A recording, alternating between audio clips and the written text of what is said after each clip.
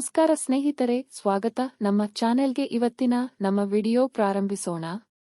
ಆನಂದಿಸಲು ಸಂಪೂರ್ಣ ವಿಡಿಯೋವನ್ನು ವೀಕ್ಷಿಸಿ ಮತ್ತು ನಮ್ಮ ಚಾನೆಲ್ ಅನ್ನು ಸಬ್ಸ್ಕ್ರೈಬ್ ಮಾಡಿ, ಲೈಕ್ ಮಾಡಿ, ನಿಮ್ಮ ಅಭಿಪ್ರಾಯಗಳನ್ನು ಕಾಮೆಂಟ್ನಲ್ಲಿ ಹಂಚಿ. ರಘು ಒಬ್ಬ ನಿವೃತ್ತ ಬರಹಗಾರ, ತನ್ನ ವಿಶಾಲವಾದ ವಿಕ್ಟೋರಿಯನ್ ಅರಮನೆಯಲ್ಲಿ ಒಂಟಿಯಾಗಿ ವಾಸಿಸುತ್ತಿದ್ದರು. ತನ್ನ ಪತ್ನಿಯ ನಷ್ಟದಿಂದಾಗಿ ಅವರು ವರ್ಷಗಳ ಕಾಲ ದುಃಖದಲ್ಲಿ ಮುಳುಗಿದ್ದರು. ಅವನ ಪ್ರೀತಿಯ ಜೀವನವು ಅವನ ದುಃಖದ ಸಮುದ್ರದಲ್ಲಿ ಕಳೆದುಹೋಯಿತು.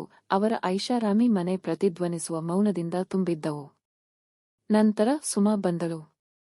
ಅವಳನ್ನು ನೋಡುವವನು ಕಾಮದಲ್ಲಿ ಬೀಳುತ್ತಾನೆ. ಅವಳು ಒಂದು ಸೂರ್ಯಕಿರಣದಂತಿದ್ದಳು. ಅವಳ ನಗೆ ಮನೆಯಾದ್ಯಂತ ಪ್ರತಿಧ್ವನಿಸುತ್ತಿತ್ತು. ಅವನ ಮನೆಗೆಲಸದವಳು ಸುಮಾ. ಮನೆಗೆಲಸಕ್ಕಾಗಿ ನೇಮಕಗೊಂಡ ಸುಮಾ ಅರಮನೆಯಲ್ಲಿ ಚೈತನ್ಯವನ್ನು ತಂದಳು. ಮೊದಲಿಗೆ ರಘು ಅವಳನ್ನು ದೂರದಿಂದ ಗಮನಿಸುತ್ತಿದ್ದರು. ಅವಳು ಮನೆಕೆಲಸ ಮಾಡುತ್ತಿರುವುದನ್ನು ನೋಡಿದ ರಘು ಕೆಲವೊಮ್ಮೆ ಅವಳ ಮೇಲೆ ಕಾಮವನ್ನು ಅನುಭವಿಸುತ್ತಾನೆ. ಅವಳು ಭವ್ಯವಾದ ಬಾಲ್ಕನಿಯನ್ನು ನಿರರ್ಗಳವಾಗಿ ಯಾತ್ರಿಸುವುದನ್ನು ಅವರು ನೋಡುತ್ತಿದ್ದರು. ಅವಳ ನಡಿಗೆಯ ಶೈಲಿ ಮತ್ತು ಅವಳ ಡ್ರೆಸ್ಸಿಂಗ್ ಸೆನ್ಸ್ ರಘುಗೆ ಲೈಂಗಿಕ ಪ್ರಚೋದನೆಯನ್ನು ನೀಡಿತು. ಆದರೆ ಅವನು ತನ್ನ ಸಮಗ್ರತೆಯಿಂದ ಬಂಧಿಸಲ್ಪಟ್ಟನು. ಅವನು ಅಡುಗೆಮನೆಗೆ ಸೆಳೆಯಲ್ಪಟ್ಟನು. ಅವನು ಬಹುತೇಕ ಮರೆತು ಹೋಗಿದ್ದ ಕಳೆದುಹೋದ ಪ್ರೀತಿಯ ಜೀವನವು ಮತ್ತೆ ಸುರಿಯುತ್ತಿತ್ತು. ಒಂದು ದಿನ ಇಬ್ಬರೂ ತಮ್ಮ ಫಾರ್ಮ್ ಹೌಸ್ನಲ್ಲಿದ್ದರು. ಸುಮಾ ಅಡುಗೆಮನೆಯಲ್ಲಿ ನಿರತರಾಗಿದ್ದರು ಮತ್ತು ರಘು ಸ್ನಾನ ಮಾಡಲು ಹೋದರು. ರಘು ಸ್ನಾನ ಮಾಡುವಾಗ ಅವಳು ನೋಡಿದಳು ಮತ್ತು ದೊಡ್ಡ ಕೋಲನ್ನು ನೋಡಿ ಅವಳು ಸೋತಳು. ಅವಳು ತನ್ನ ತೃಪ್ತಿಯ ಸ್ಥಿತಿಯನ್ನು ನೆನಪಿಸಿಕೊಳ್ಳುತ್ತಾಳೆ. ಸುಮಾಗೆ ಯಾವಾಗಲೂ ರಘುವಿನ ಕೈಗೆ ಸಿಗುವ ಆಲೋಚನೆಗಳು ಇದ್ದವು. ಆದರೆ ತನ್ನ ಜೀವನದ ಸ್ಥಿತಿಯನ್ನು ಯೋಚಿಸುತ್ತಾ ಅವಳು ಹಿಂದೆ ಸರಿಯುತ್ತಿದ್ದಳು. ರಘು ಅವಳ ಕಾಮಕ್ಕೆ ಸೆಳೆಯಲ್ಪಟ್ಟು ಹಾಲ್ನಲ್ಲಿ ಯಾತನೆ ಪಡುತ್ತಿದ್ದನು. ಆಕೆಗೆ ಹತ್ತಿರವಾಗಲು ಅವನಿಗೆ ಯಾವಾಗಲೂ ಕೆಲವು ಕಾರಣಗಳಿದ್ದವು. ರಾಘು ಸುಮಾಳ ಎದೆಯಿಂದ ಫ್ಯಾಂಟಸಿಯಾಗಿದ್ದನು ಮತ್ತು ಅವನು ಯಾವಾಗಲೂ ಅವುಗಳನ್ನು ಹಿಡಿದು ಮಸಾಜ್ ಮಾಡಲು ಬಯಸಿದನು. ಅವನು ಅವಳೊಂದಿಗೆ ಮಾತನಾಡಲು ಪ್ರಾರಂಭಿಸಿದನು ಮತ್ತು ಅವಳಿಗೆ ತನ್ನ ಮನೆಯಲ್ಲಿ ಅಡುಗೆ ಮಾಡಲು ಸಹಾಯ ಮಾಡಲು ಪ್ರಾರಂಭಿಸಿದನು. ಸುಮಾ ಆರಂಭದಲ್ಲಿ ಹಿಂಜರಿದಿದ್ದಳು, ನಂತರದಲ್ಲಿ ಪ್ರತಿಕ್ರಿಯಿಸಲು ಪ್ರಾರಂಭಿಸಿದಳು. ಅವಳು ಹೆಚ್ಚು ಹೆಚ್ಚು ಹತ್ತಿರವಾಗಲು ಪ್ರಾರಂಭಿಸಿದಳು.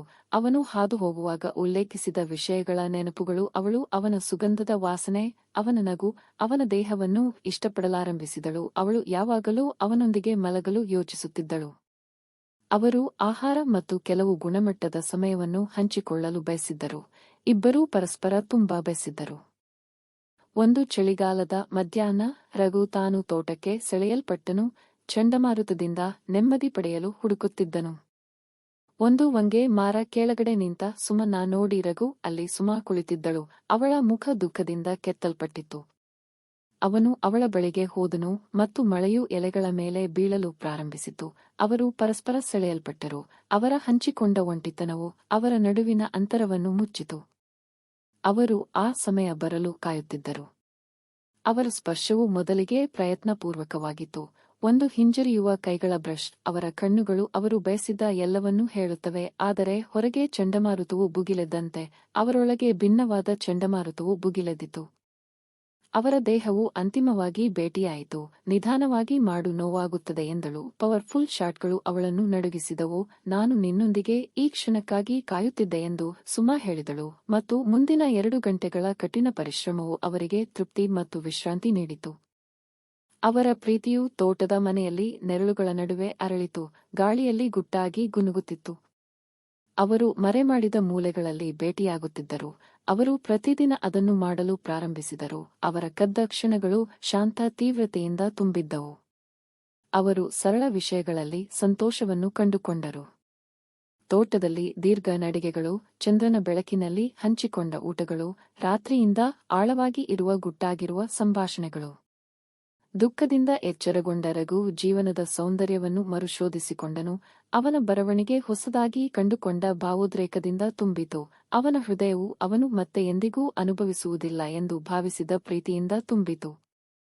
ಒಮ್ಮೆ ಒಂಟಿ ಆತ್ಮವಾಗಿದ್ದ ಸುಮಾ ರಘುನ ತೋಳುಗಳಲ್ಲಿ ನೆಲೆಯನ್ನು ಕಂಡುಕೊಂಡಳು.